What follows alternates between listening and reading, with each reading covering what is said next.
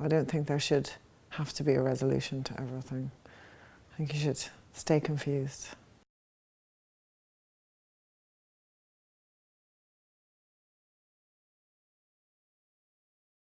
You know, the work has a very material presence. What's in front of you is what's there, but within that I'm very interested in how something that's materially present can actually look like it's perhaps dematerializing, falling apart, in a state of collapse, balancing very precariously. There's a tension about that materiality because we don't understand exactly how the object is doing what it's doing.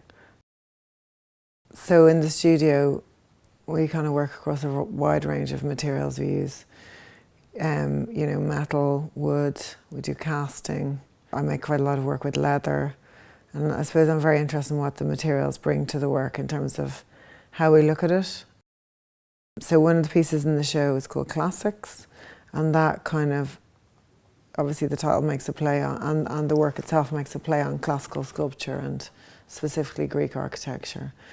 So through the process of casting, there's a kind of mimicking of the form of the classical column, whereby the sort of fluting on a classical column is replaced by casting into corrugated cardboard, which produces a sort of effect that references the original but is totally removed from it. You know, I'm very interested in how colour affects our perception of an object. So I use quite a lot of colour and different sort of locating colour perhaps on different faces of objects to, I suppose, increase a sense of maybe the direction or the speed of an object, or how it changes, or how the eye perceives maybe the space within the sculpture.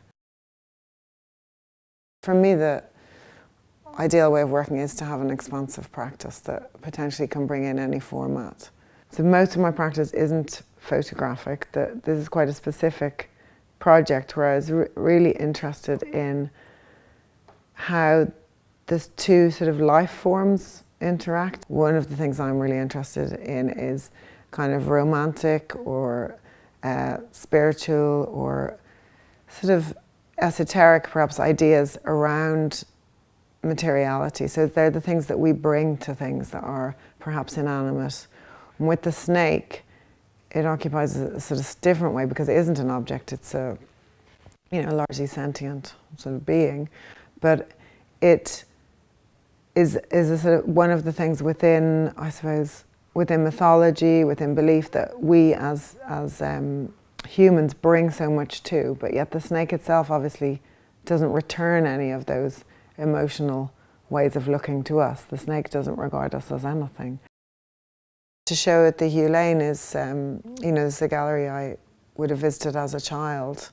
You know, I would have been brought here to see things with my grandmother. For me still, this feels like a show that I'm doing at home in a different way than perhaps doing a show where I live would be, and it means, you know, an awful lot to me to do that and to bring what I do to an Irish audience.